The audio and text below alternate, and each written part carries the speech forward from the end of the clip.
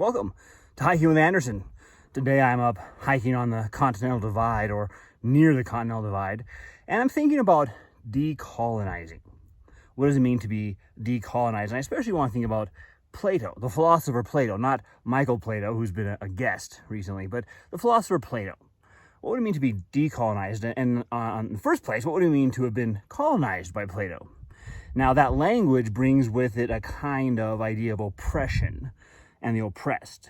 And so it may not fit in one sense. For this reason, people might gladly accept Plato. They might say, look, Plato's really smart. He's a genius. He can solve all of our problems. We just accept what he taught in philosophy. So then you don't have that dynamic of oppression and oppressed. But I think in decolonizing, they indeed would look at Western philosophy and look at things in Plato that inherently lead to that kind of oppression. And that's one of the things I want to talk about is the beliefs of Plato. Here's the concern is, are they true or not? Not so much who said it. Plato said this, Plato has colonizing tendencies, therefore get rid of Plato. But the things that Plato taught weren't true. And that can be surprising sometimes because people get excited. Let's take, for example, the Christian philosopher. And he'll get excited about Plato and he'll say, well, wait a minute. Plato said some true things. And so Plato was deciphering general revelation. And as such, he was preparing the way for the gospel. Now, those are three different things. The first two might be true. Plato said some true things. Yeah, of course. I mean, it'd be hard to find someone who only said false things. Plato said some true things and maybe even go a little step further and say Plato said some helpful things. But then the next one, Plato is deciphering general revelation. Well, there's different parts and aspects of general revelation. And what I'm going to ask is, did he decipher the most important and basic things? Did he get some things maybe up here right? But the things he taught down here were just simply incorrect. And therefore, the third one's not true. He's preparing the way for the gospel as if he's a John the Baptist. No, he's not preparing the way for the gospel. Indeed, the gospel has to speak to the Platonists to call them to repent of having put something in the place of God the Creator. It's clear from the things that are made that God exists, and they rejected that. They believed something else instead. And that's really where the idea of Plato's teaching false things comes in. If Plato has some tendencies in him or some beliefs in him that lead to oppression, that might indeed be true because of his view of human nature and how he divides humans up into different kinds of people. And there are certain that are superior to others and should rule over them just in virtue of that superiority. Authority then is not based on truth or knowing the truth. Or he might say, these people have some kind of innate capability to understand the truth better than those other people. So that might indeed be a problem, but let me suggest there's other problems. Plato taught that the material world has existed from eternity. It's co-eternal with the demiurge.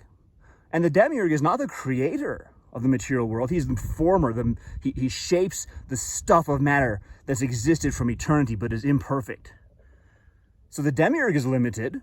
He's co-eternal with the material world. That's why it's sometimes called dualism. Two things have existed from eternity. The human soul has existed from eternity, is without beginning. The human soul reincarnates until it becomes divine. These are the basic building blocks of Plato's cosmology, or what's come down as Platonism. I'm not here debating, say, the historical Plato, the historical Socrates, but what's come down as Platonism. And then Neoplatonism. These aren't preparing the way for the gospel. These are the things the gospel's speaking to say, you've put something in the place of God. It's clear from the things that are made that only God is eternal.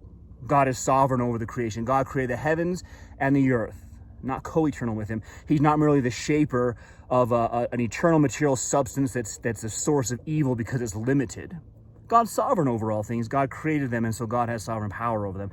God has the power of existence itself. The demiurge doesn't have that. But God can give existence. And God created the human soul as well. The human soul has existed from eternity. It's not reincarnated. It doesn't become divine. And sometimes a Christian philosopher might stumble at that point and say, well, wait a minute. The human soul is made in the image of God, and we become divinized at some point. Now, you hear that? Here I am out in the mountains, pretty remote. I've passed a couple other hikers, but not a lot of people out here. And we've got the helicopter doing something. But you can still hear me, right? Oh, good. Where were we? The human soul becoming divinized.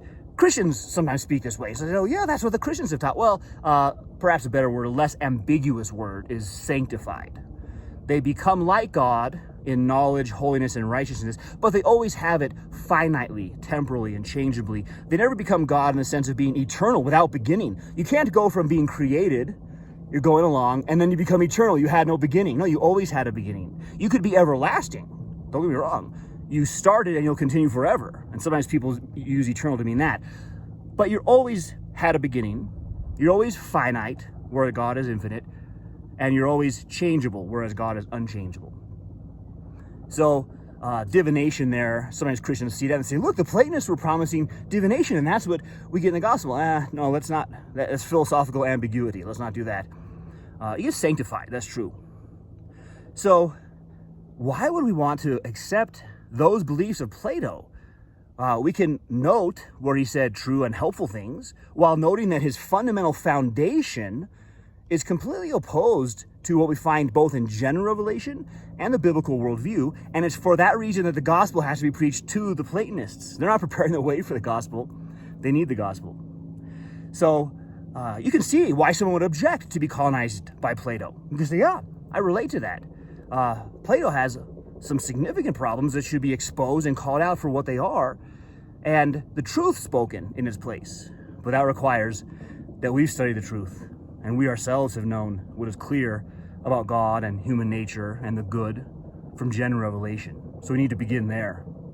Thanks for joining me out here in Colorado wilderness, Continental Divide, helicopter, and hiking with Anderson. See you next time.